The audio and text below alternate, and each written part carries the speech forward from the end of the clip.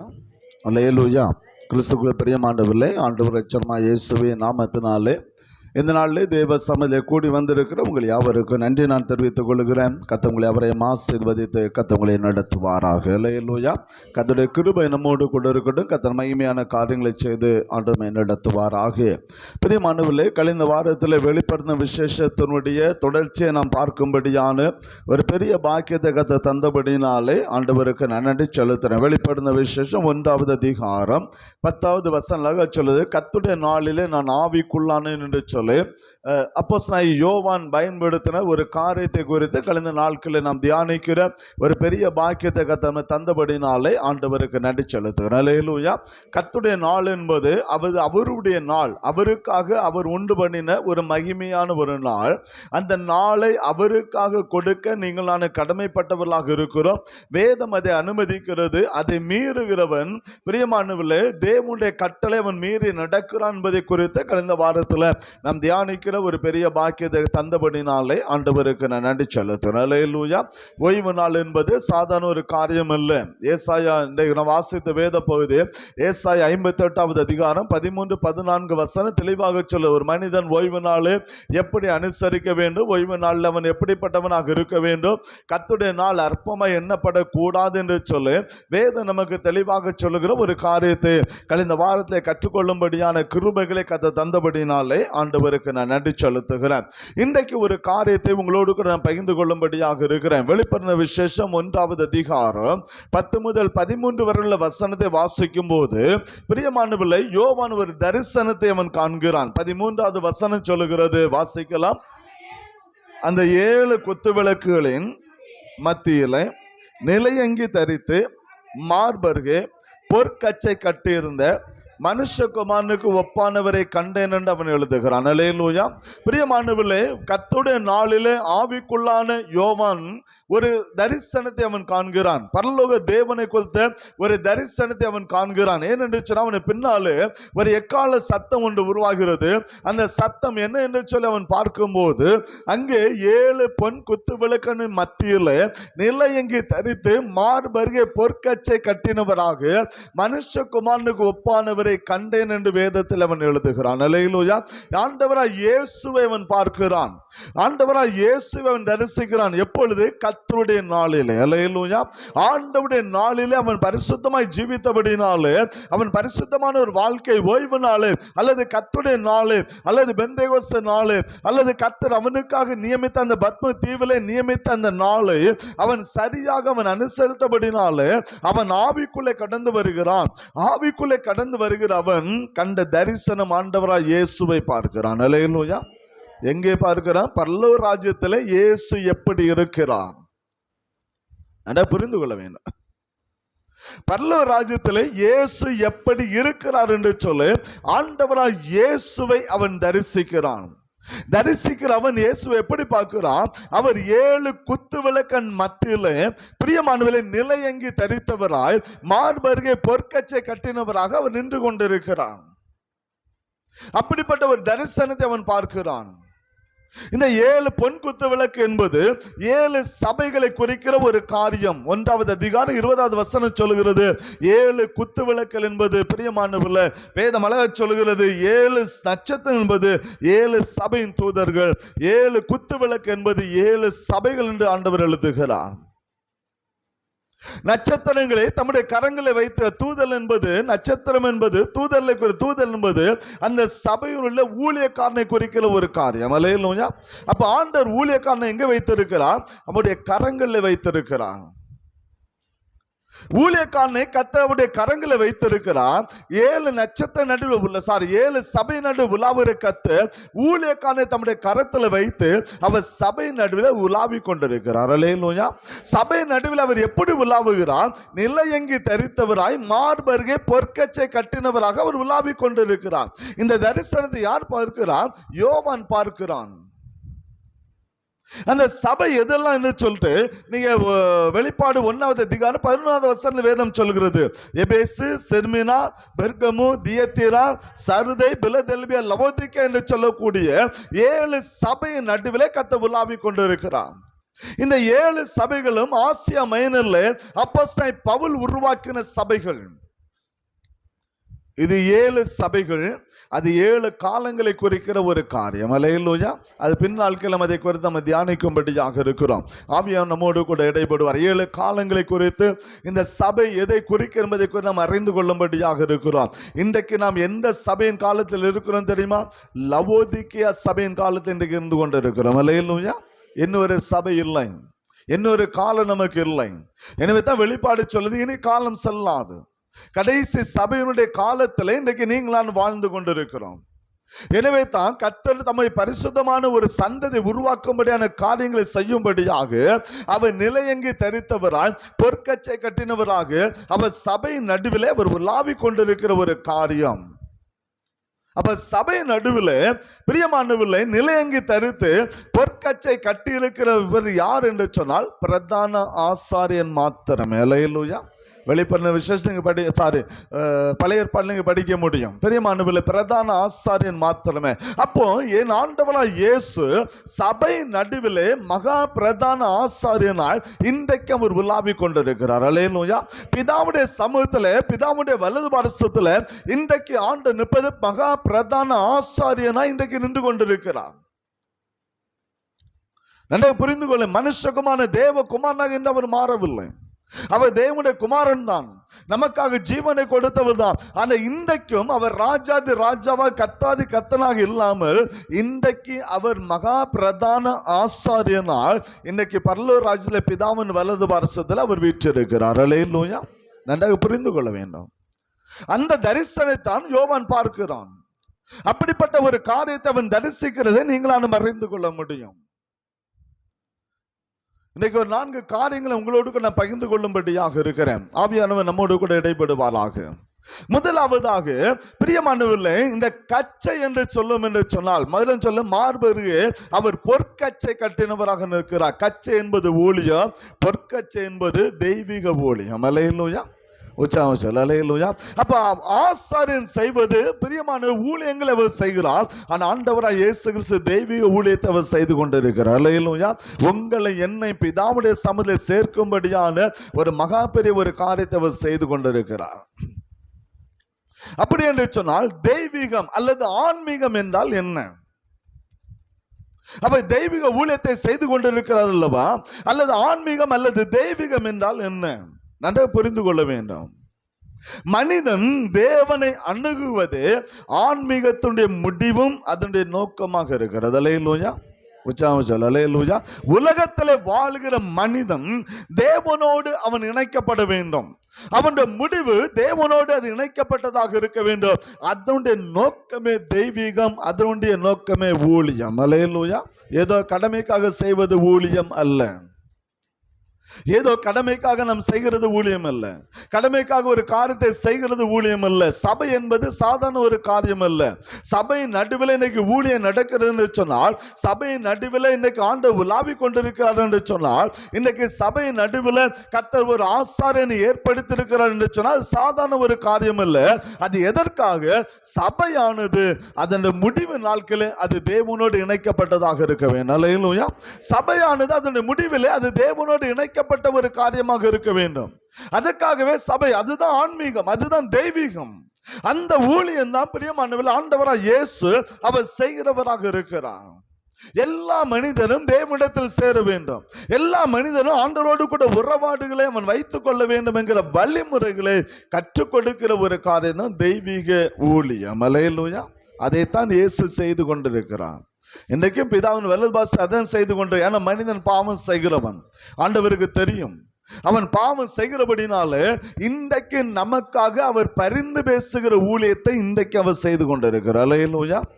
வேதம் தான் சொல்லுது. நீங்க 1 யோவான் புஸ்தகத்தை திருப்பிக் கொள்ளும் போது 1 யோவான் புஸ்தகத்துல பிரியமானவர்களே வேதம் நம்ம கற்றுக் கொடுக்கிற ஒரு காரியம் அதுதான். 1 யோவான் 2வது அதிகாரம் 1வது வசனத்தை வாசிக்கலாம். என் பிள்ளைகளே, நீங்கள் பாவம் செய்யாதபடிக்கு, நீங்கள் பாவம் செய்யக்கூடாதுன்னு இதை எழுதுறேன். ஆனாலும் ஒருவன் பாவம் செய்வான் ஆனால் நீதிபரராகிய இயேசு கிறிஸ்து நமக்காக பிதாவினிடத்தில் அவர் பரிந்து பேசுகிறவராக இருக்கிறார். அல்லேலூயா. நல்லா புரிந்துக்கணும். ஒருவன் பாவம் செய்வானால் அவர் நீதிபராக இருக்கிறபடினாலே ஆண்டவராக தேவனிடத்தில் நமக்காக பரிந்து அதான் பிரதான ஆசாரியர். ஒருவனும் கெட்டு போதேன் பிதாவுக்கு சித்தம் அல்ல, எல்லாரும் மனம் திரும்ப வேண்டும், எல்லாரும் ரட்சிக்கப்பட வேண்டும், எல்லாரும் தேவ சமூகத்தில் சேர வேண்டும், எல்லாரும் பரலோக ராஜ்யத்தை சுதந்திரித்துக் கொள்ள வேண்டும் என்கிற ஒரே நோக்கத்தோடு தான் ஆண்டவராய் இயேசு இன்றைக்கும் பிரதான ஆசாரியனுடைய அந்த ஊழியத்தை அவர் செய்து கொண்டிருக்க என்பதை நீங்களான மறந்துவிடக் கூடாது. அதான் வேதம் நம்ம கற்றுக் கொடுக்கிற காரியம். இரண்டாவதாக ஆசாரியத்துவம்னா என்ன? நம்ம நினைக்கிறோம் ஊழியக்காரன் அற்பமா எண்ணுறோம், ஊழியத்தை அற்பமா எண்ணுறோம். அநேக நடக்கிற ஒரு காரியம் தான். ஊழியக்காரனை அற்பமா எண்ணுகிறோம், ஊழியனை அற்பமா எண்ணுகிறோம். ஊழியத்தை நம்ம அப்படிதான் எண்ணுகிறோம், சபையை அப்படிதான் எண்ணுகிறோம். நம்ம நினைச்சா கோயிலுக்கு போல, நினைச்சா வேண்டாம், நினைச்சா கர்த்தர் ஆராதிக்க நினைக்கலாம் வேண்டாம். இன்னைக்கு அநேகருடைய பழக்கம், அநேகருடைய வழக்கம் அப்படியாக மாறிவிட்டது. தன்னுடைய சொந்த வீட்டை கொடுக்கிற அந்த முக்கியத்துவம் இன்றைக்கு ஆலயத்தை நம்ம கொடுப்பதில்லை. நம்முடைய குடும்பங்களுக்கு கொடுக்கிற முக்கியத்துவத்தை ஆண்டவருக்கு இன்னைக்கு நம்ம கொடுப்பதில்லை. நமக்காக எந்த ஒரு காரியத்தையும் தேவனுடைய சம்மதம் விட்டு கொடுப்பதில்லை. இன்றைக்கு நம்முடைய காரியம் அதுதான். ஒரு ஆசாரியத்துவம் என்பது சாதாரண ஒரு காரியம் அல்ல. ஒரு மனிதன் பாவம் செய்வான் என்று சொன்னால், அல்லது தேவனை விட்டு பிரிந்த ஒரு மனிதனை பிரியமானவர்களே தேவனோடு இணைக்கிற ஒரு பெரிய பணி தான் ஆசாரிய பணி. அல்லேலூயா. ஆண்டவருடைய சமூகத்தை விலகின ஒரு மனிதனை, ஆண்டவருடைய சமூகத்தை தன்னுடைய பாவத்தினாலே, தன்னுடைய அக்கிரமத்தினாலே, தன்னுடைய காரியங்களாலே தேவனை விட்டு பிரிந்த ஒரு மனிதனை ஆண்டவருடைய சமூகத்தை கொண்டு வரக்கூடிய ஒரு உன்னதமான மகத்துவமான ஒரு காரியம் தான் ஆசாரியத்துவ காரியம். அல்லேலூயா. ஆசாரியத்துவனால அதான் பாவம் செய்கிற மனிதனை ஆண்டவருடைய சமூகத்தை நீதிபரனாய் கொண்டு வருகிற மகா பெரிய ஊழியம். அதற்காகத்தான் இயேசுவே ரத்தம் சிந்தினார். அல்லேலூயா. உச்சாரம் சொல்ல. அல்லேலூயா. இன்னைக்கு அந்த ரத்தத்தை அற்பமா எண்ணிட்டு இருக்கிறோம். ரத்தத்தை அற்பமா என்றோம். பாவத்தை மிஞ்சி மிஞ்சி நம்ம போகிறோம். பாவம் செய்யல துணிகரமாய் பாவம் செய்கிறோம், அக்கிரம செய்யல துணிகரமாய் செய்கிறோம், துணிந்து செய்யலாம், சந்தோஷமாய் மகிழ்ச்சியோடு அதை செய்கிறோம். நல்லா புரிஞ்சுக்கிறோம். அதற்கு நாமும் துணை போகிறோம். நம்முடைய கணவனாக இருக்கலாம், அல்லது மனைவியாக இருக்கலாம், அல்லது பிள்ளைகளாக இருக்கலாம். பாவம் செய்கிறது என்று சொன்னால் அதை கண்டிக்க முடியவில்லை, நாம் அதற்கு துணை போகிறோம்.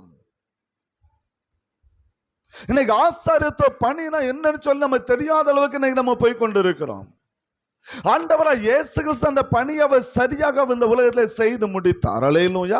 பிரதான ஆசாரியனுடைய வேலையை அவர் செய்து முடித்தார். தனக்காக தான் அவர் ரத்தம் சிந்தினார். நீங்களும் நானும் பாவத்திலிருந்து விடுதலையாக்கப்படும்படியாக, அக்கிரமத்துக்கு இருந்து விடுதலையாக்கப்படும்படியாக தேவ சமூகத்தில் நாம் பேர் சேர வேண்டும். அதற்காக அவர் ஜீவனை கொடுத்தார். ஜீவனை கொடுத்து அவர் நிற்கல. இன்றைக்கு அவர் பிரதான ஆசாரியனை உங்களுக்காக எனக்காக பரிந்து பேசி கொண்டிருக்கிறார். நாமும் இந்த உலகத்தில் துணிகரமாய் சந்தோஷம், பாவம் செயலுக்கிற சந்தோஷம் இருக்கு பார்த்தீங்களா?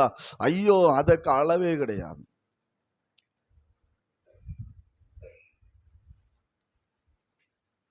ஆலயத்துக்கு வாங்கன்னு சொன்னா போக மாட்டோம், வரமாட்டோம். ஆண்டவர் ஆராதிக்க வாங்கன்னு சொன்னா வரமாட்டோம். கர்த்தர் ஒழுங்கா நீங்க வந்து கர்த்தர் ஆராதிங்க, வீட்டுல ஜெபம் பண்ணுங்க, எந்த காரியங்களை செய்யணும்னு சொன்னா செய்ய மாட்டோம். ஆனா ஒரு நண்பன் வந்து வா போவோம், இந்த ஒயின் ஷாப் போவோம் சொன்னா துணிஞ்சு போவோம், அழகா வண்டி எடுப்போம். அவ்வளவு சந்தோஷம், மகிழ்ச்சி நமக்கு. பாவம் செய்கிறது இல்லை, அக்கிரமத்தை நடப்பில் அவ்வளவு சந்தோஷமா அக்கிரமத்தை நடப்பித்துக் கொண்டிருக்கிறோம். ஆசாரியத்துவம் என்பது சாதாரண ஒரு காரியம் இல்லை. கர்த்தர் சபை உருவாக்கினது சாதாரண ஒரு காரியம் அல்ல. அந்த சபையை தேவ சமூகத்தில் நிறுத்த வேண்டும் என்பதுதான் தேவனுடைய நோக்கம். அல்லேலூயா. அதுதான் ஆசாரியனுடைய நோக்கம்.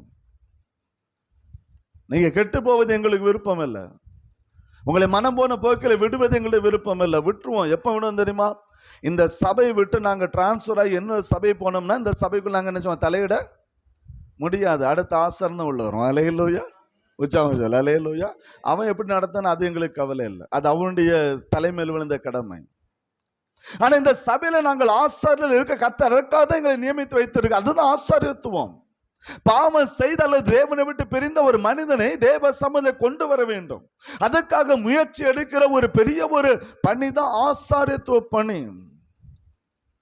இன்னைக்கு என்ன செய்யணுமா அது அற்பமா இன்னைக்கு நம்ம எண்ணிக்கொண்டிருக்கிறோம். ஆனா ஆண்டவராக இயேசு கிறிஸ்து இன்றைக்கும் அந்த ஆசாரியத்துவ பணி அவர் செய்து கொண்டிருக்கிறார். அல்லேலூயா. அவர் பரிந்து பேசிக் கொண்டிருக்கோம்னா இன்னைக்கு நீங்களான ஜீவனோடு இருக்கிறோம். பழைய ஏற்பாடு காலம் என்று சொன்னா இன்னைக்கு நானும் சார் நீங்களும் ஒருவன் இந்த உலகத்தில் இருக்க முடியாது. கர்த்தனை அடிச்சு தூக்கி நொறுக்கிட்டு போயிருப்பார். அதான் பழைய ஏற்பாடு. யாரும் வீட்டில் இருக்க முடியாது. நானும் சரி. ஏன்னா நம்ம அக்கிரமத்தை நடப்பிக்கிற ஜனம். கர்த்தர் நமக்கு பரிந்து பேசுறவன் இன்னைக்கு நம்ம இருக்கிறோம். அதுக்கும் ஒரு காலம் உண்டு. அல்லேலூயா. கர்த்தர் அதுக்கு ஒரு காலத்தை வைத்திருக்கிறான். அதுக்கு முன்ன மனம் திரும்ப கற்றுக்கொள்ள வேண்டும். அதான் வேதம் சொல்லு, நாட்கள் பொல்லாதவையில் இருக்கிறபடினாலே இருக்கிற காலத்தை பிரயோஜனப்படுத்தணும். நாட்கள் பொல்லாத இருக்க வேணும், காலத்தை பிரயோஜனம். இஸ்ரவேல் ஜனங்களை பார்த்தீங்கன்னா உங்களுக்கு தெரியும், எப்பொழுதெல்லாம் பாவம் செய்தார்களோ, எப்பொழுதெல்லாம் அக்கிரமத்தை நடப்பித்தாங்களோ, அப்பெல்லாம் கர்த்தர் யாருடைய கையில் ஒப்பு கொடுத்தாரு? புறஜாதியர் கையில் ஒப்பு கொடுத்தா. பழைய ஏற்பாடு அதுதான். நீங்க படிச்சு பார்த்தீங்கன்னா உங்களுக்கு தெரியும். அடிச்சு நொறுக்கி அவள் அடிமைத்தனத்துல கொண்டு போய் பிழிஞ்சு எடுத்து அவங்க சம்பத்து, அவங்க இடம் எல்லாவற்றையும் இழக்கக்கூடிய அளவுக்கு நீங்க பாத்தீங்கன்னா தெரியும். பாபிலோன் ராஜாவுடைய ஆட்கள் நேபுகாத்நேச்சர் எருசலேம் ஆலயத்தை இடிச்ச மட்டும் இல்ல, எல்லாத்தையும் தரைமட்டமான மண்ணோடு மண்ணை அடிச்சு தூக்கி தான் இஸ்ரவேல் ஜனங்களை சிறையிருப்பு கொண்டு போனோம். 70 ஆண்டுகள் பிற்பாடு தான் மீண்டும் சிறையில் போட்டு வெளியே வந்த பிற்பாடு தான் எஸ்ரா நெகேமியா காலத்தில் 2வது ஆலயத்தை கட்டி எழுப்புறாங்க. கர்த்தர் அடிக்கிற அடி அப்படிதான் இருக்கும். அதுக்கு முன்னால மனம் திரும்ப கற்றுக்கொள்ளணும். அல்லேலூயா. அதுதான் ஆசாரியத்துவ பணி. ஆண்டவராக இயேசு இன்றைக்கும் அதைத்தான் அவர் செய்து கொண்டிருக்கிறார்.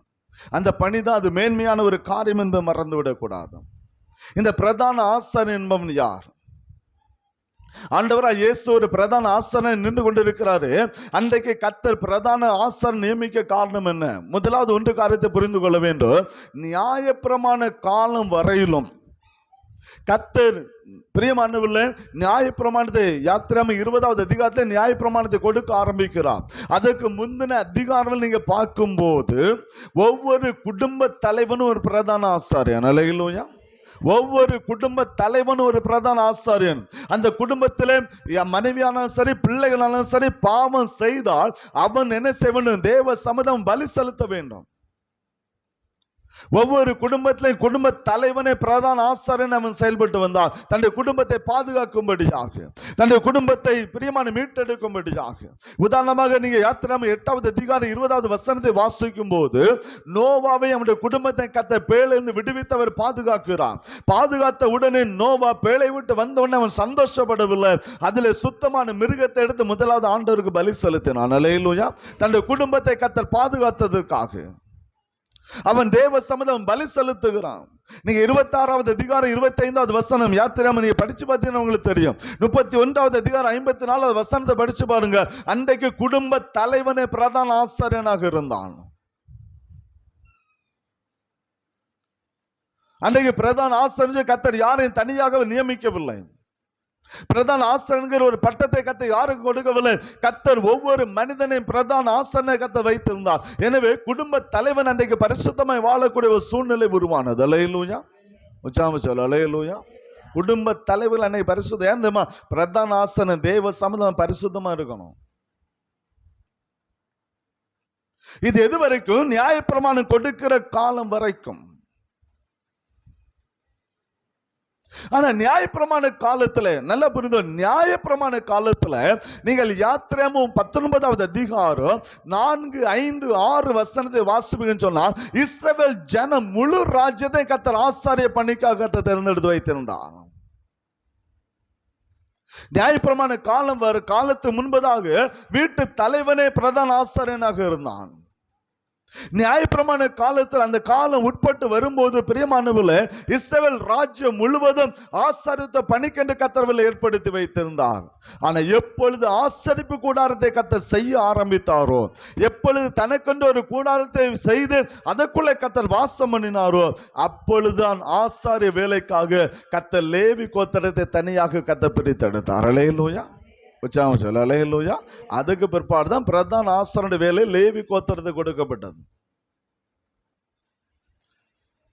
அதுவரையிலும் ஒவ்வொரு குடும்ப தலைவனும் அவன் ஆசாரியனாக இருந்தான். இஸ்ரவேல் ராஜ்யம், இஸ்ரவேல் ஜனங்கள் எல்லாரும் அந்த ராஜ்யமே ஆசாரித்த பணிக்காக தேர்ந்தெடுக்கப்பட்டதாக இருந்தது.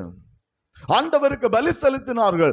பாவம் செய்யும் போதெல்லாம் மனிதன் தேவ சமூகம் பலி செலுத்தி பாவ நிவாரண பலி அவன் பெற்றுக்கொண்டவனாக இருந்தான். ஆனா எப்பொழுது கர்த்தர் ஆசரிப்பு கூடாரத்தை கர்த்தர் செய்தாரோ, எப்பொழுது தனக்கொண்ட ஒரு கூடாரத்தை செய்து அதற்குள்ளே தேவன் வாசம் பண்ணினாரோ, அப்பொழுது கர்த்தர் லேவி கோத்திரத்தை ஆண்டவர் தனக்காக அவர் பிரித்தெடுக்கிற ஒரு காரியத்தை நீங்களாலும் அறிந்து கொள்ள முடியும். அல்லேலூயா. இந்த பிரதான ஆசாரியனுடைய வேலை என்ன தெரியுமா? மனிதனுக்கும் தேவனுக்கு நடுவில் நிற்பவன் தான் பிரதான ஆசாரியன். அல்லேலூயா. மனிதனுடைய பாவத்துக்காக தேவ சமூகத்தை ஆண்டவருடைய சமூகத்தை அவன் பரிந்து பேசுகிறவன் தான் பிரதான ஆசாரியன். அப்ப நீங்க அக்கிரம பாவத்துக்குள்ளே ஒரு காரியத்துள்ள இருக்கும்போது உங்களுக்காக யார் பரிந்து பேசுவா? உங்களுக்கு யார் பரிந்து பேசணும்? பிரதான ஆசாரியன் நான் தான் பேசணும். அல்லேலூயா. உங்களுக்கும் தேவனுக்கு நடுவில் நிற்கிறவன் தான். அதான் ஆசாரிய பணி. சும்மா ஊழியக்காரன் சாதாரண அற்பமானவன் அல்ல. ஊழியம் என்பது சாதாரண ஒரு அற்பமா எண்ணப்படக்கூடிய காரியம் அல்ல. இன்னைக்கு அநேக சபைகளை நான் பார்க்க முடியும், அநேக இடங்களை பார்க்க. ஊழியக்காரன் சொன்னா நிர்விசாரமா எண்ணுகிற ஒரு காரியம். ஊழியக்காரன் சொன்னால் ஊழியக்காரன் தானே, அவன் தானே. நிறைய யோசித்து பார்க்கணும். ஊழியக்காரன் சாதாரணமானவன் அல்ல. அவன் உங்களுக்கும் தேவனுக்கு நடுவில் அவன் நின்று உங்களுக்காக பரிந்து பேசுகிறவன் தான் ஆசாரியன். அல்லேலூயா. அவன் தான் ஊழியக்காரன். எந்த தெரியுமா? கர்த்தர் ஏற்படுத்தினார். ஆண்டவர் இந்த காரியத்தை அவர் செய்கிறார். வேதத்தை நீங்கள் வாசிக்கும் அறிந்து கொள்ள முடியும். பிரியமானவர்களே, கர்த்தர் அவனை உருவாக்குகிறார், கர்த்தர் அவனை பிரித்தெடுக்கிறார், கர்த்தர் அவனை பிரதான ஆசாரியனை கர்த்தர் அவனை அபிஷேகம் பண்ணுகிறார். அவன் அபிஷேகம் பண்ணப்பட்டவனாக இருக்கணும். எல்லாரும் ஊழியம் செய்ய முடியாது. கம்ப எடுத்தெல்லாம் வேட்டைக்காரன் சொல்லிட்டு பைபிள் எடுத்தவெல்லாம் ஊழியம் செய்ய முடியாது. கர்த்தர் அவனை தெரிந்தெடுக்கிறார். அவன் தேவனால் தெரிந்தெடுக்கப்படுகிற ஒரு மனிதன். அவன் கர்த்தரால் அபிஷேகம் பண்ணப்படுகிறான். வேதத்தை வாசிக்கலாம். யாத்திராகமத்தின் புஸ்தகம் 40வது அதிகாரம். ஆசாரிய ஊழியம் என்பது சாதாரண ஒரு காரியம் இல்லை. ஆண்டவராய் இயேசு அதை அவர் செய்கிறவராக இன்றைக்கு அவன் நின்று கொண்டிருக்கிறார். யாத்திராகமத்தின் புஸ்தகம் 40வது அதிகாரத்தை திருப்பிக் கொள்ளலாம். 12-13 வசனத்தை வாசிக்கலாம். பின்பு ஆரோனையும் அவன் குமாரரையும் ஆசரிப்பு கூடார வாசலை வர செய்து அவனை ஜனத்தினால் ஸ்நானம் பண்ணுவித்து ஆரோனுக்கு பஸ்துர வஸ்திரங்களை உடுத்தி எனக்கு ஆசாரிய ஊழியம் செய்யும்படி அவனை என்ன செய்யணும்? அபிஷேகம் பண்ணு. அவனை பரிசுத்த அவன் அபிஷேகம் பண்ணப்பட்டவனாக இருக்கணும். ஆண்டவர் கட்டளை கொடுக்கிறான். ஆரோன் அவனுடைய வம்சம் மட்டும்தான் ஊழியம் செய்யணும். எல்லாரும் ஊழியம் செய்ய கூடாது. கர்த்தர் ஏற்படுத்துகிறார். நன்றாக புரிந்து கொள்ள வேண்டும். கர்த்தர் பிரித்தெடுத்து அவனை அபிஷேகம் பண்ணு. அவனை தண்ணீர்னாலே அவனை சுத்திகரி, அவனை பரிசுத்தமாக்கு. அவனை பரிசுத்த வஸ்திரம் அவனுக்கு கொடுக்கப்பட அவன் பரிசுத்த வஸ்திரம் அவன் தரிக்க வேண்டும். அன்னைக்கு ஆசாரியனுடைய ஆடைகளை பிரியமான தைப்பது சாதாரண எல்லாமே தைக்க முடியாது. இன்னைக்கு டெய்லர்ட்ட கொடுத்தா எங்களுக்கு எல்லாம் ஆடை தைச்சு தந்துருவாங்க. எல்லா டெய்லரும் இல்லை, ஒரு குறிப்பிட்ட டெய்லர்ட்ட கொடுத்தா தைச்சு. அவங்க நல்லவன கெட்டவன எப்படிப்பட்டவனு தெரியாது, துணி எடுத்து கொண்டு போறேன் தைச்சு தராங்க. அன்னைக்கு அப்படி இல்லை. கர்த்தரால் தேர்ந்தெடுக்கப்பட்ட மனிதன் மாத்திரமே பரிசுத்த வஸ்திரத்தை தைக்க அவன் தகுதி உள்ளவன். அல்லேலூயா. எல்லாரும் தைக்க கூடாது, ஏன்னா அது பரிசுத்த வஸ்திரம். அதுதான் ஆசாரியத்துவம். ஆண்டவரை இயேசு அதைத்தான் செய்தார். இது அவரால் நியமிக்கப்பட்ட ஒரு காரியம். இது மனிதனால் உருவாக்கப்பட்ட ஒரு காரியம் இல்லை. தேவனே இதை நியமித்தார். ஆண்டவர் சொன்னார், நீ ஆரோனை அவனுடைய குமாரனை அழைத்து கொண்டு வா, அழைத்து என்னுடைய சமூகத்தில் வா, ஜனங்கள் எல்லாரும் வரட்டும், ஜனத்தின் நடுவில் அவன் அபிஷேகம் என்று கர்த்தர் சொன்னார். மோசே அபிஷேகம் பண்ணா எங்க தெரியுமா? லேவியராகமம் 8வது அதிகாரம். லேவியராகமம் 8வது அதிகாரம் திருப்பிக் கொள்ளலாம். 12வது வசனத்தை வாசிக்கலாம். அபிஷேக தைலத்துல கொஞ்சம் ஆரோனுடைய சிரசு மேல் வார்த்து அவனை பரிசுத்தம் பண்ணும்படி அவனை அபிஷேகம் பண்ண. கர்த்தர் சொன்ன வார்த்தை அதான் ஊழியக்காரன். அவன் தேவனால் அபிஷேகம் பண்ணப்பட்ட மனிதன். ஆசாரியன் என்பது சாதாரணமானவன் அல்ல.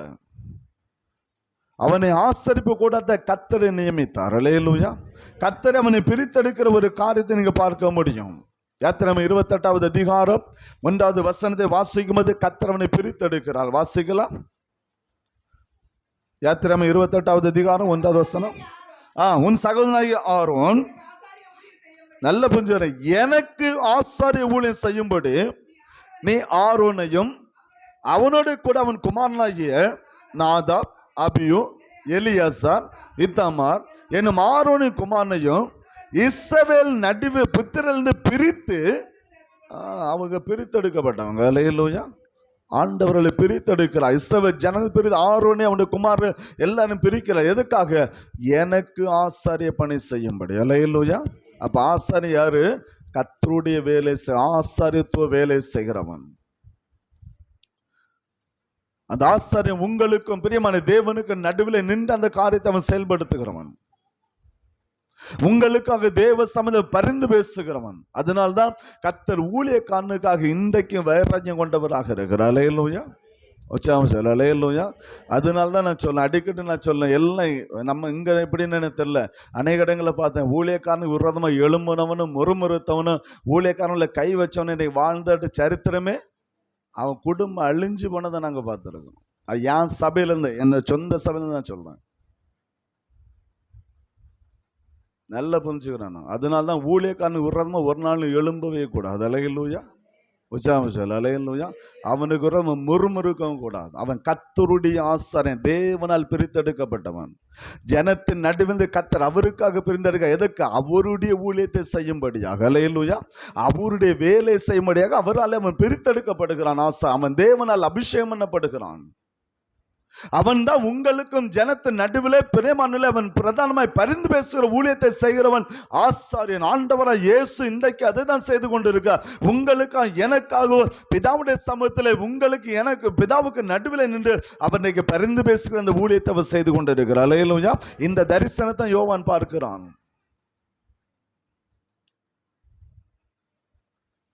ஏன்னா ஆண்டவருக்கு விரோதமா நாம் செய்த பாவங்கள் ஏராளம் ஏராளம் ஏராளம். கர்த்தருக்கு விரோதமா நாம் செய்த காரியங்கள் ஏராளம் ஏராளம் ஏராளம், துணிகரமாய் செய்தோம். எனவே உங்களுக்கு எனக்கு நடுவில் இன்றைக்கு அவர் நின்று கொண்டிருக்கிறார். அல்லேலூயா. இன்றைக்கு அவர் பிரதான ஆசாரிய ஊழியத்தை அவர் செய்கிறபடினால்தான் இன்றைக்கு நீங்கள் நான் ஜீவனோடு இருக்கிறோம். அதனால வேதம் சொல்கிறது, நான் நிர்மூலமாகாது இருப்பது அவருடைய கிருபை மாத்திரம். அல்லேலூயா. அல்லேலூயா. அல்லேலூயா. நான் நிர்மலமாகாது இப்ப அவருடைய கிருபை மாத்திரம், வேற எதுவுமே இல்லை. ஏன்னா எனக்காக அவர் பரிந்து பேசி கொண்டிருக்கிறார். எனக்காக அவர் பரிந்து பேசிக் கொண்டிருக்கிறான். சபைக்காக ஆசாரியன், சபையினுடைய ஊழியக்காரன், தேவனுடைய சபையை அவன் பரிந்து பேசுகிறவனாக இருக்கிறான். எனவே தான் சபையை கர்த்தர் இன்றைக்கு பாதுகாத்து கொண்டிருக்கிறார். அல்லேலூயா. இதான் வேதத்தினுடைய காரியம், ஆசாரியனுடைய மகிமையான ஒரு காரியம். அதுதான் பிரியமானவர்களே. அவன் என்ன செய்கிறான்? ஜனத்துக்கு ஆண்டவர் ஆராதிக்க கற்றுக் கொடுக்கிறான். ஆண்டவருடைய சமூகத்தை நீங்க நல்லபடியாக வாழ வேண்டும், கர்த்தருக்கு ஏற்ற ஒரு வாழ்க்கை நீங்க வாழ வேண்டும் என்று சொல்லி அந்த ஆசாரியன் கற்றுக் கொடுக்கிறான். அல்லேலூயா. ஆண்டவரை இயேசு இந்த உலகத்தை வாழும்போது அதைத்தான் நம்ம கற்றுக் கொடுத்தான். மத்தேயு 5, 6, 7 ஆகிய 3 அதிகாரங்கள் படித்து பார்க்க வேண்டும். அது ஆண்டவருடைய மலை பிரசங்கம் என்று வேதம் சொல்லுகிறது. அந்த மலை பிரசங்கத்திலே ஒரு மனிதன் எப்படி வாழ வேண்டும், ஒரு மனிதனுடைய வாழ்க்கை எப்படி இருக்க வேண்டும், ஒரு சபை எப்படி இருக்க வேண்டும் என்று சொல்லி ஆண்டவர் அநேக விதமான உபதேசங்களை இங்கு கற்றுக் கொடுத்தார். இன்றைக்கு ஊழியக்காரனும் வேதத்தின் மூலமாக பிரியமானவர்களே, ஜனங்கள் கர்த்தரை நீங்கள் ஆராதிக்க எப்படி ஆராதிக்க வேண்டும், எப்படி கர்த்தரை தொழுது கொள்ள வேண்டும், கர்த்தருடைய வழிகளை எப்படி நடத்த வேண்டும் என்று சொல்லி உங்களுக்கு கற்றுக் கொடுக்கிறவன் பிரதான ஆசாரியன் மாத்திரமே. அல்லேலூயா. அல்லேலூயா. அதுக்கு தான் கர்த்தர் ஆலயத்தை நமக்கு தந்து வச்சிருக்கிறார். ஏதோ ஆட்டம் பாட்டம் கொண்டாட்டம் நம்ம விருப்பப்படி நடக்கிறதுக்காக தேவாலயம் அல்ல, அது அவரை ஆராதிக்கிற இடம் தேவாலயம். அல்லேலூயா. அவருடைய வேதத்தை தியானிக்கிற இடம் தேவாலயம். அல்லேலூயா. அவரோடு கூட நாம் சேரும்படியாக கர்த்தர் நியமித்த இடம் தேவாலயம். இந்த ஆலயத்தில் ஊழியக்காரனாக ஆசாரியன் நாங்கள் உங்களுக்காக தேவ சமூகத்தில் பரிந்து பேசுகிறோம். அதோடு கூட என் ஆண்டவராக 7 பொன் குத்தவள சபையின் நடுவில் அவரை கர்த்தர் உங்களுக்காக எனக்காக பிதாவின் வலது பாசத்தில் அவரும் பரிந்து பேசுகிறவராக இருக்கிறார். அல்லேலூயா. அதனால தான் கிருபையினால இன்றைக்கு நாம் நிற்கிறோம். நம்முடைய பலத்தினால, நம்முடைய பராக்கிரமத்தினால இல்ல, நாம் இன்றைக்கு நிற்கிறோம் சொன்னா அது தேவ கிருபை மாத்திரமே. அந்த தரிசனத்தை தான் யோவான் பார்க்கிறான். அப்படிப்பட்ட ஒரு தரிசனத்தை யோவான் பார்க்கிற ஒரு காரியத்தை நீங்கள் நான் அறிந்து கொள்ள முடியும். எனவே தான் பிரியமானவர்களே, ஒவ்வொரு ஆத்மாவுக்கும் உத்தரவாதி யாருதான்? ஆசாரியன் தான். ஒவ்வொரு ஆத்மாவுக்கு உத்தரவாதி ஆசாரியன். அதான் நம்ம படிச்சோம் இல்லையா? அதற்காகவே கர்த்தர் ஆரோனுடைய குடும்பத்தை என்ன செய்தார்? அவர் பிரித்தெடுத்து நம்முடைய ஜனத்திலிருந்து. புதிய ஏற்பாடு நீங்க படிக்கும்போது நீங்க அறிந்து கொள்ள, எபிரேயர் 13வது அதிகாரம், எபிரேயர் 13வது அதிகாரத்துல வேதம் சொல்லுகிற ஒரு மகிமையான மகத்துவமுள்ள காரியம் தான். திருப்பிக் கொள்ளலாம். எபிரேயர் 13வது அதிகாரம் 17வது வசனத்தை வாசிக்கலாம். உங்களை நடத்துகிறவர்கள் உங்கள் ஆத்துமாக்களுக்காக உத்தரவாதம் பண்ணுகிறவர்களாக விழித்திருக்கிறவரானபடியினால் அவர்கள் துக்கத்தோட அல்ல சந்தோஷத்தோட அதை செய்யும்படி அவர்களை கீழ்ப்படிந்து அடங்குங்கள். அவர்கள் துக்கத்தோடு அப்படி செய்தால் அது உங்களுக்கு பிரயோஜனமாய். ஏன்னா உங்களை நடத்துகிறவர்கள் உங்கள் ஆத்மாவுக்கு உத்தரவாதிகளா இருக்கிறாங்க. அல்லேலூயா, அல்லேலூயா. அப்ப இந்த சபையில நான் ஆசாரியனா இருக்கிறது வரலும் இந்த சபைக்கு உத்தரவாதி யாருதான்? நான் தான் உத்தரவாதி. உங்களுடைய ஆத்துமாக்கள் நான் தான் உத்தரவாதி. நான் தான் ஆண்டவர் கணக்கு கொடுக்கணும். உங்களுடைய ஆத்மா இந்த சபையில நான் அதான் முதல்ல சொன்னேன், இந்த சபையில ஆசாரியனா நான் பணி செய்கிற நாள் வரலும் உங்களுடைய ஆத்துமாக்கள் இந்த சபையில எத்தனை மெம்பர்ஷிப் உண்டோ அத்தனை ஆத்துமாக்களுக்கும் ஊழியக்காரனை உத்தரவாதி. அல்லேலூயா. வேதம் அதான் சொல்ல, உங்களை நடத்துகிறவர்கள் உங்கள் ஆத்மாவுக்கு உத்தரவாதி. ஏன்னு கேள்வி கேட்கிற அதிகாரம் உங்களுக்கு கிடையாது பலிபீடத்துல. அது எப்படி என்று சொல்லுகிற அதிகாரம் கர்த்தர் சபை கொடுக்கவில்லை. ஏன்னா உங்கள் ஆத்மாக்கள் நாங்களே உத்தரவாதியாக இருக்கிறோம். கர்த்தருக்கு நாங்கள் கணக்கு கொடுக்க வேண்டும். இதுதான் ஆசாரியத்துவ பணி. ஒரு ஆசாரிய பணி என்று சொன்னா சாதாரண ஒரு காரியம் இல்லை, அது மிகவும் கடுமையான ஒரு காரியம். அல்லேலூயா. அது எப்படி செய்யணுமா? பவுல் சொல்றான், சந்தோஷத்தோட செய்யணும். அவங்க துக்கத்தோட அந்த காரியத்தை செய்யக்கூடாது. ஒரு சந்தோஷம், ஒரு மகிழ்ச்சியோடு தேவ சமூகத்தை அவங்க ஊழியம் செய்தாதான் அது உங்களுக்கு பிரயோஜனமா இருக்கும். அவங்க துக்கத்தோட செய்தா அதனால உங்களுக்கு எந்த பிரயோஜனமும் கிடையாது. அல்லேலூயா. அதுதான் வேதம் கற்றுக் கொடுக்கிற ஒரு காரியம். இது ஆசாரிய பணியினுடைய ஒரு மேன்மை என்பதை மறந்து விடக்கூடாது. எனவே தான் ஆண்டவராக இயேசு கிறிஸ்து பிரியமானவர்ல அவர் பிதாவுடைய பணியை அவர் நேர்த்தியாக இந்த உலகத்தில் அவர் செய்து முடித்தார். அல்லேலூயா. சந்தோஷமா அவர் செய்து முடித்தார். அல்லேலூயா. அவர் மகிழ்ச்சியோடு உதாரத்தம் தம்முடைய ஜீவனை நமக்கு தந்தார். முறுமுறுப்பட இந்த காரியத்தை அவர் செய்யவில்லை. அதான் ஆசாரியனுடைய ஒரு மகிமையான ஒரு பணி என்பதை நீங்களான மறந்து விடக்கூடாது. இதான் வேதம் நம்ம கற்றுக் கொடுக்கிற ஒரு மகிமையான ஒரு மகத்துவமுள்ள ஒரு காரியமே மறந்து விடக்கூடாது. இந்த பணியை இன்றைக்கு ஆண்டவராய் இயேசு நம் நடுவில் செய்து கொண்டிருக்கிறார். அல்லேலூயா. எபிரேயர் 5வது அதிகாரத்தில் வரும்போது வேதம் நமக்கு அங்கே ஒரு காரியத்தை கற்றுக் கொடுக்க நம்ம அறிந்து கொள்ளணும். எபிரேயர் 5வது அதிகாரம் வாசிக்கலாம் 1வது வசனம். அன்றையும் மனுஷரில் தெரிந்து கொள்ளப்பட்ட எந்த பிரதான ஆசாரியனும் பாவங்களுக்காக காணிக்கைகளையும் பலிகளையும் செலுத்தும்படி மனுஷருக்காக தேவ காரியத்துக்கு அவன் நியமிக்கப்படுகிறான். அல்லேலூயா. பலிக்கான அதான் சொல்லலாம், பாவத்துக்கான காணிக்கை என்பது பலி. பாவத்துக்கான அந்த பலி செலுத்துறது மாத்திரமல்ல, தேவ காரியத்துக்காக அவன் நியமிக்கப்படுகிறான். அல்லேலூயா. அதான் சொல்ல வேதம் சொல்லுகிறது. 4வது வசனத்தை படிச்சு பாருங்க. ஆரோனை போல் ஒரு அழைக்கப்பட்டால் ஒழிய இந்த கனமான ஊழியத்தை ஒருவனாலும் செய்ய முடியாது. அல்லேலூயா. ஊழியக்காரன் என்பது சாதாரண, அவன் தேவனால் அழைக்கப்பட்டவன். ஆண்டவராய் இயேசு தேவனாலே தெரிந்தெடுக்கப்பட்டவர். அல்லேலூயா. இந்த ஆசாரிய பணியை செய்யும்படியாக தேவனாலே தெரிந்தெடுக்கப்பட்டவன். அன்றைக்கு மனிதன் பிரியமானவில் ஒரு ஆசாரியன் மனித ஜனங்களுடைய பாவத்தை பலி செலுத்தினான். ஆனால் இயேசு அப்படி இல்லை, தன்னையே பலியாக ஒப்பு கொடுத்தார். அல்லேலூயா. அந்த பிரதான பின்னால் நம்ம அடுத்தவன் நம்ம அதை தியானிக்கும்படியாக இருக்கிறோம். விரிவாக நான் உங்கள் நடுவில் கொண்டு வருவேன். அவர் நமக்காக அவர் ஜீவனை கொடுத்தார். அன்றைக்கு ஆசாரியம் பலியுண்ட ரத்தத்தை கொண்டு மகா பரிசுத்த ஸ்தலத்தை பிரவேசித்த ஆண்டவர் அப்படி இல்லை, தன்னுடைய சொந்த ரத்தத்தினாலே மகா பரிசுத்த ஸ்தலத்தில் அவர் பிரவேசித்தார். அல்லேலூயா. அவருடைய சொந்த ரத்தம். இன்றைக்கும் அந்த ரத்தத்தினாலே நமக்காக அவர் பரிந்து பேசுகிற ஊழியத்தை செய்து கொண்டிருக்கிறார். அல்லேலூயா. இந்த தரிசனத்தை தான் யோவான் காண்கிறான். இந்த மகிமையான ஆசாரியமான சபையை நடுவில் அவர் செய்கிற அந்த ஊழியத்தை அவன் பார்க்கிறான். சபையின் நடுவில் அவர் எப்படிப்பட்டவராக இருக்கிறார் என்பதை குறித்து அவன் பார்க்கிறான். வெளிப்பாடு 1வது அதிகாரம் அதுக்கு பிற்பாடு நீங்க பார்ப்பீங்கன்னா ஆண்டவருடைய சாயலை குறித்து வேதம் சொல்லு. வர நாட்கள் அதை குறித்து தியானிக்க போகிறோம். ஒவ்வொரு சாயலும் எதை அர்த்தப்படுத்துகிறது? அது பரலோக ராஜ்யத்தில் அவருடைய சாயல் வித்தியாசம். அந்த சாயல் என்ன, அது எதை வெளிப்படுத்து என்பதை குறித்து வர நாட்கள் நம்ம தியானிக்கும்படியாக இருக்கிறோம். எனவே கிறிஸ்துவுக்குள் பிரியமானவர்களே, ஆண்டவராய் இயேசு இன்றைக்கும் உங்களுக்காக எனக்காக நிலையங்கி தரித்தவராய், பிரியமானவர்களே, நிலையங்கி தரித்தவராய், பிரியமானவர்களே, மார்பருகே பொற்கச்சை கட்டினவராக பிதாவின் வலது பாரசத்தில் அவர் நமக்காக பரிந்து பேசுகிறவராக இருக்கிறார். அல்லேலூயா. சபையின் நடுவில் இருந்து உங்களுக்கும் ஆண்டவருக்கு நடுவில் மத்தியஸ்தராக இருந்து நமக்காக அவர் பரிந்து பேசிக் கொண்டிருக்கிறார். எனவே கொடுக்கப்பட்ட காலங்கள் நமக்கு கர்த்தர் தந்திருக்கிற இந்த காலத்தை சரியாக பிரயோஜனப்படுத்துவோம் என்று சொன்னார். பிரியமானவர்களே, கர்த்தர் நம்மை ஆசீர்வதிக்கிறது மாத்திரமல்ல, அவருடைய ராஜ்யத்துக்கு நம்மை நடத்த அவர் வல்லமுள்ள தேவனாக இருக்கிறார். அல்லேலூயா. எனவே கர்த்தர் தந்திருக்கிற நாட்களை, கர்த்தர் நமக்கு என்று கொடுத்திருக்கிற இந்த நாட்களை அவருக்காக பிரயோஜனப்படுத்த நாம் கடமைப்பட்டவர்களாக இருக்கிறோம். அந்த பிரதான ஆசாரிய ஊழிய பணி அவர் செய்யும் போது அவருடைய வார்த்தை கீழ்ப்படிந்தவர்களாக, அவர் கற்றுக் கொடுத்த இந்த வேதத்தை கையாளுகிற பிள்ளைகளாக, வேதத்தின்படி நடக்கிற பிள்ளைகளாக, கர்த்தருடைய சமூகத்தில் ஒரு பரிசுத்தமான ஒரு வாழ்க்கையை நாம் வாழ்வோம் என்று சொன்னால் கர்த்தர் நம்மை ஆசீர்வதிக்க வல்லமுள்ள தேவனாக இருக்கிறார். அல்லேலூயா. ஏன் தெரியுமா? ஆண்டவர் போயிட்டார், ஆண்டவராய் இயேசு உயிர்த்தெழுந்து பரலோகத்துக்கு போயிட்டாரு.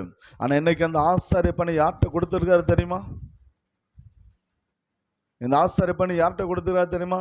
நம்ம எல்லாரும் மேல் விழுந்த கடமை ஆசாரியத்துவம். அல்லேலூயா. எல்லாரும் அந்த பணியை சேர்ந்து கத்த விரும்புறார். சபையில ஒரு ஆசாரிய கத்த வைத்திருக்கிறாரு. ஆனா நீங்க எல்லாம் போகணும், வெளியே போய் அந்த ஆசாரிய பணி ஆண்டவரை இயேசுவை அறிவித்து ஆத்துமாக்களை ஆதாயப்படுத்த வேண்டும். அழிந்து போகிற ஆத்துமாக்களை தேவ சமூகத்தில் கொண்டு வர வேண்டும். நம்ம அது பின்னாளுக்கு வேதம் நமக்கு என்ன கற்றுக்கொண்டு நம்ம அறிந்து கொள்ளும்படியாக. எனவே கிறிஸ்துவுக்குள் பிரியமானவர்களே, தேவ சமூகத்தில் கூடி வந்த தேவ ஜனமே, இன்றைக்கு உங்களுக்கு எனக்கு நடுவில் ஒரு மத்தியஸ்தர் நின்று கொண்டு இருக்கிறார். அல்லேலூயா. உங்களுக்கு எனக்கு நடுவில் பரிந்து பேசுகிற கர்த்தர் நின்று கொண்டு இருக்கிறார். உங்களுக்கு எனக்கு நடுவில் பிரியமானவர்களே, அவர் இன்றைக்கு அடிக்கப்பட்டவன் ஒரு ஆட்டுக்குட்டியை போல் அவர் நின்று கொண்டு இருக்கிறார். எனவே அவர் நிற்கிற இந்த காலத்தை பிரயோஜனப்படுத்துவோம் என்று சொன்னார். ஒரு நாள் ராஜாதி ராஜனை கத்தாதி கத்தனமா வரப்போகிறார். அந்த நாளில் அவருக்கு எதிர்கொண்டு போகிற பெரிய பாக்கியத்தை நாம் பெற்றுக்கொள்ள முடியும். அல்லேலூயா. அப்படிப்பட்ட அந்த பாக்கியத்தை கர்த்தர் நம்ம தரும்படியாக ஒரு பரிசுத்தமான ஒரு வாழ்க்கை வாழ நம்மை ஆண்டவருடைய சமூகத்தில் அர்ப்பணித்து கடந்து சொல்லுமா. கர்த்தர் யாவரையும் ஆசீர்வாதத்தை நடத்துவாராக. ஆமென். ஜெபம் செய்வோம்.